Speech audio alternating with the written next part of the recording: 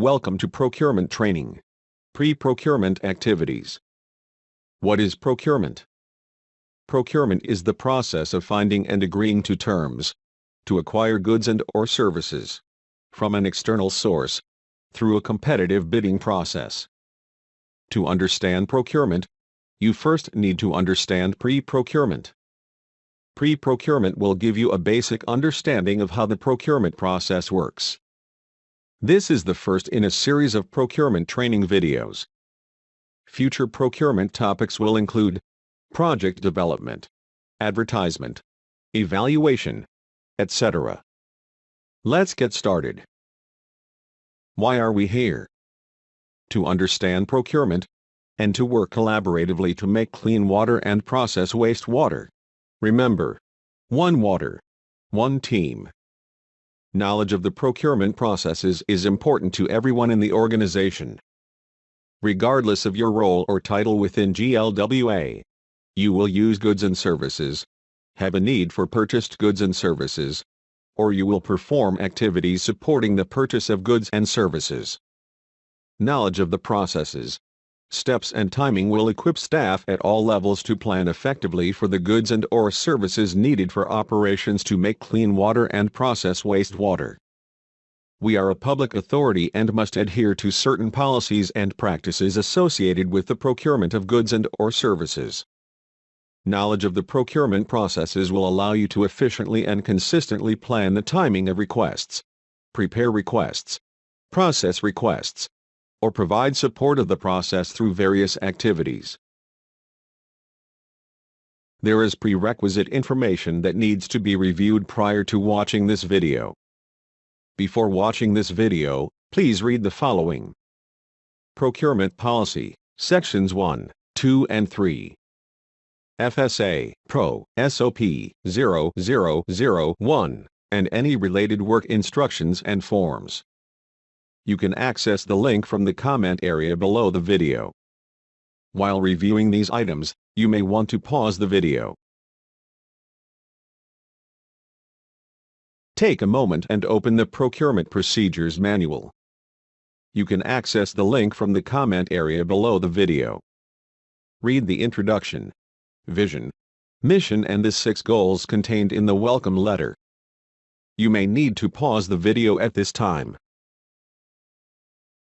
Here are some key takeaways from the procurement processes and procurement policy. First, we have effective relationships with all of our business partners and external customers.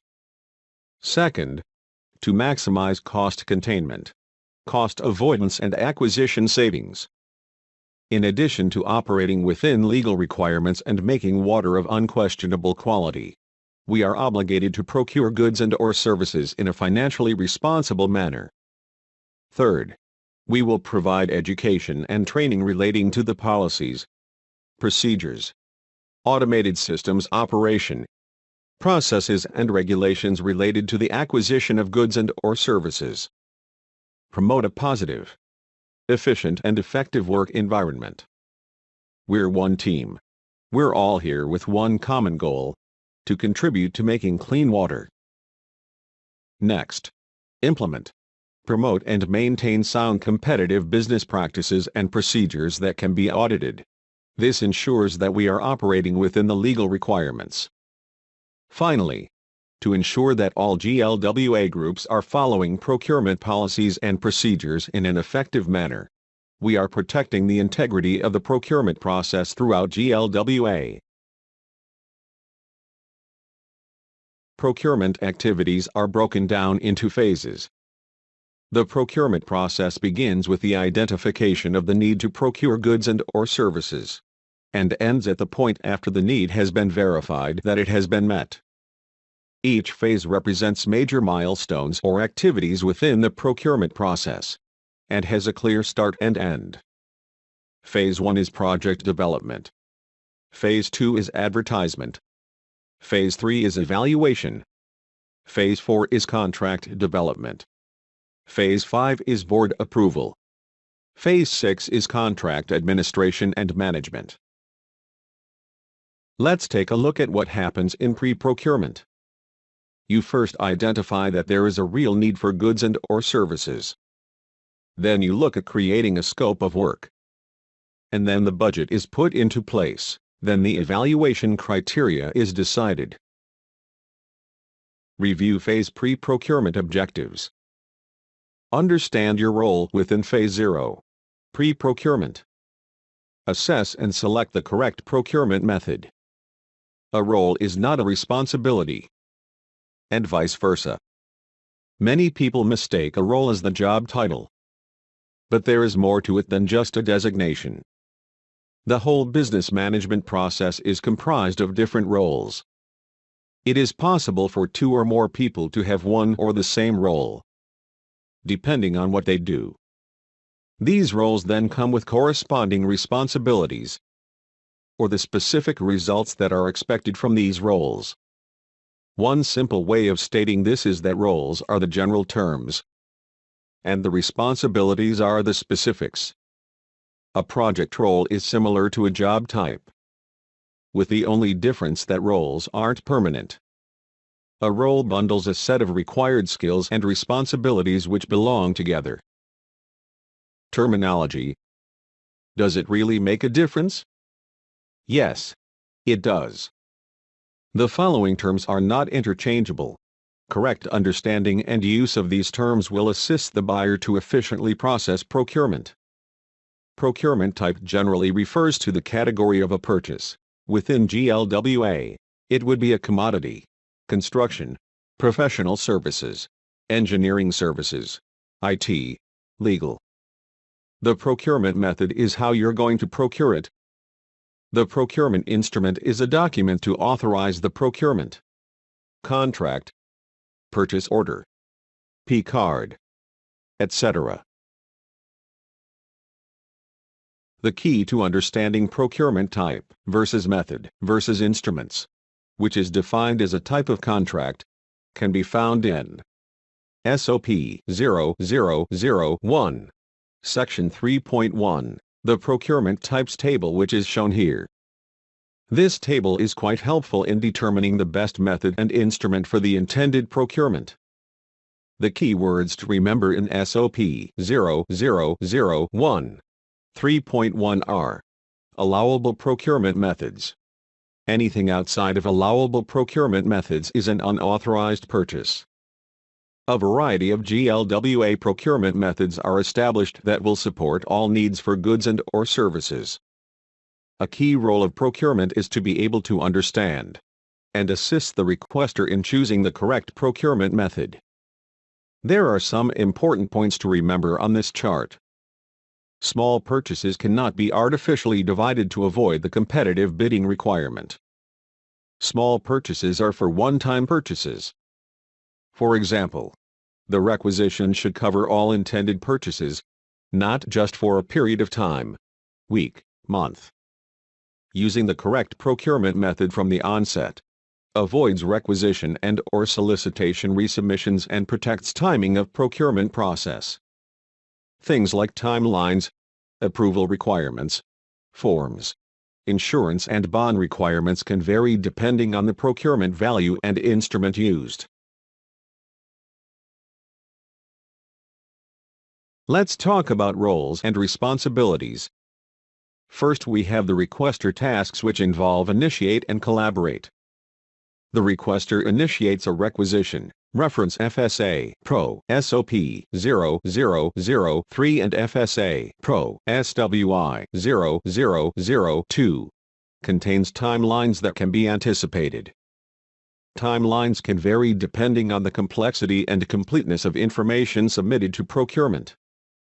Note: the requisition should originate from the area in which the goods and/or services are to be used. Second is procurement, which involves support and collaboration. Procurement's role officially begins upon receipt of a fully approved requisition. Until that point, procurement remains available on an as-needed basis to collaborate with the requester and make recommendations as appropriate during the pre-procurement phase. Key point: the procurement timelines do not begin until Phase 1, and only when a completed fully approved requisition, solicitation request form with adequate scope and specifications are received. This serves as a visual of how wrong things can go if there isn't collaboration and communication between the requester, procurement, and the vendor. Did you ask for a rope? Did you ask for a chain? Are you going to sit? Climb? What did you ask for? Let's look at the roles and tasks of requester, procurement, and vendor. What does a requester do? A requester initiates and collaborates. A requester initiates a requisition. See reference FSA Pro SOP 0003 and FSA Pro SWI 0002 for more details. A requisition contains timelines that can be anticipated. Timelines can vary depending on the complexity and completeness of information submitted to procurement. Remember this key point. The requisition should be originated by the area in which the goods and/or services are to be used. The procurement's role is to support and collaborate. Procurement's role officially begins upon receipt of a fully approved requisition. Until that point, procurement remains available on an as-needed basis to collaborate with the requester and make recommendations as appropriate during the pre-procurement phase. The vendor's role is to provide information as requested by the requester or procurement, such as generic information pertaining to goods and/or services availability, industry standards, new technologies, etc. Note: to protect fair bidding practices, procurement needs to be observant that the scope and deliverables being developed are not tailored to one specific vendor or unnecessarily restraining competition. At this time, please pause the video to read the following assignment from the Procurement Manual. Work Instruction FSA Pro SWI 0001, Section 3.3.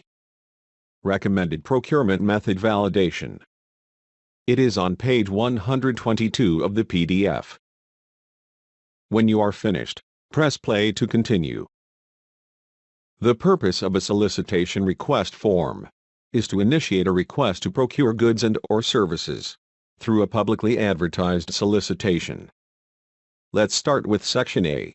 General Information. In general information, the requester will enter in their first and last name. Then choose a group and a project type. Under the solicitation type category, check the box next to SRF financing if it is available. If this happens to be a low-bid project, you will select bonds, bid, performance or payment. If construction contract is applicable, enter in amount of liquidated damages or amount per day. Section B. Project title and brief description of goods and services. This is an overview and may also contain descriptive information to better describe the project. This overview is often used in the solicitation cover that is advertised, and can also possibly be used as an introduction to the project description portion of the board letter. Let's move on to Section C. Section C is asking if you want a pre-solicitation meeting. Just enter in yes or no. Is a site tour needed? Check if yes. Where will the meeting take place? Enter in the address of the meeting place. Is the payment schedule going to be by lump sum, unit prices or time and materials? Check the appropriate box. Next is Section D. Previous purchase information. Select yes or nay.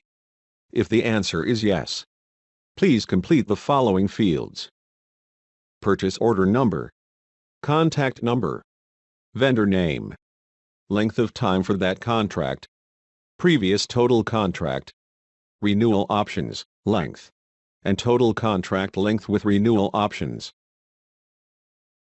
Section E is about proposals only for the evaluation team. If the solicitation type turns out to be RFP, then indicate the evaluation team member and their contact information in this section. Remember, you need approval signatures from the procurement manager and the chief procurement officer. Section F is an information checklist. Simply check all items that apply. To understand the requisition process, please review the Procurement Policy Sections 4 and 5, focusing in on FSA Pro SOP 003. This is to communicate a need for a requisition for any of the following items: new contracts, new purchase orders, change orders, amendments, and task orders. Here is a requisition process flowchart. This will walk you through the steps of the requisition process, starting where the MREQ is received from the requester and sent for approval, finishing up where the buyer follows the BS and a procurement path to get the approved purchase order. Let's talk about estimated timelines and variables in pre-procurement. During this phase, the requester has control of the established timelines. However, procurement will encourage the requester to move this along. Buyers need to alert their team leader when the scope or required information is being delayed for any reason. This phase, as well as subsequent phases, will be affected by the quality of the information that is contained in the request that is provided by the requester. A knowledge check is a way of testing you on what you learned in this presentation. The next few slides will ask you questions related to the material that was just presented to you. Ready? Let's start. Here is a question describing a procurement scenario targeting the $50,000 and over competitive bidding requirement. Then you will choose the correct method and/or form. Let's get started. The goods and services. Requisition total $83,541. This is to pay an invoice for a stock item that was purchased for COVID. The choices: A. Specialized procurement form, which is used for single or sole source purchases. B. Emergency procurement form, which is used in advance of a confirmed emergency procurement. C. Unauthorized purchase form. D. It's for a stock item, so it doesn't require a form. Stock items are not exempt from following the procurement policy and approved procurement methods. E. No form is needed as the goods have been received and the requisition is to pay an invoice. Work towards a process of elimination from the least likely to the most likely and land on the right answer.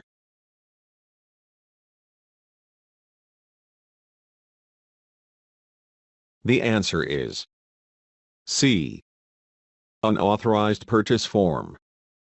Anytime goods or services are received in advance of an approved purchase order, it is an unauthorized purchase and therefore requires an unauthorized purchase form.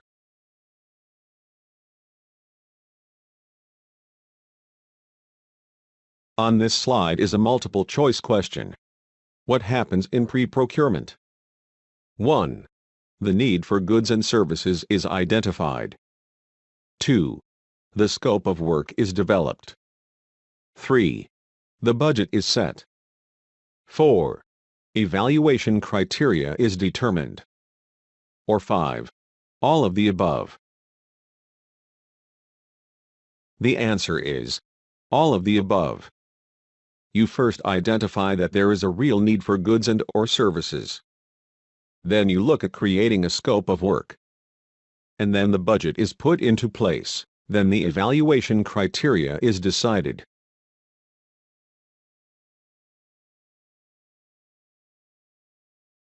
Let's see what you remember about terminology.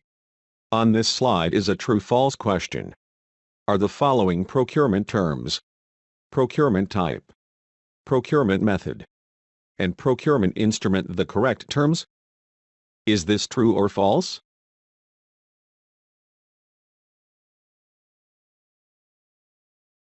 The answer is true. Procurement type generally refers to the category of a purchase. Within GLWA, it would be a commodity, construction, professional services, engineering services, IT, legal. The procurement method is how you're going to procure it. The procurement instrument is a document to authorize the procurement. Contract, purchase order, P-card, etc. Did you get any questions wrong? If so, you may need to watch the presentation again. This will conclude the pre-procurement course and start wrapping things up. Let's take a moment to debrief. Remember, the most accurate, best value and prompt purchases are always the result of collaborative efforts between team members. To make sure there are no delays in processing the paperwork, you need complete information and reliable ways of processing the requests. Let's review objectives. First and foremost, you need to understand what your role is in the pre-procurement process. Second, you need to evaluate and select the correct procurement method. What's next? The pre-procurement activities is the first in a series of procurement training videos. Each phase will focus on a specific topic. These topics are pre-procurement activities, Phase 1, Project Development, Phase 2, Advertisement, Phase 3, Evaluation, Phase 4, Contract Development, Phase 5, Board Approval, Phase 6, Contract Administration and Management. Here are the prerequisites for Phase 1.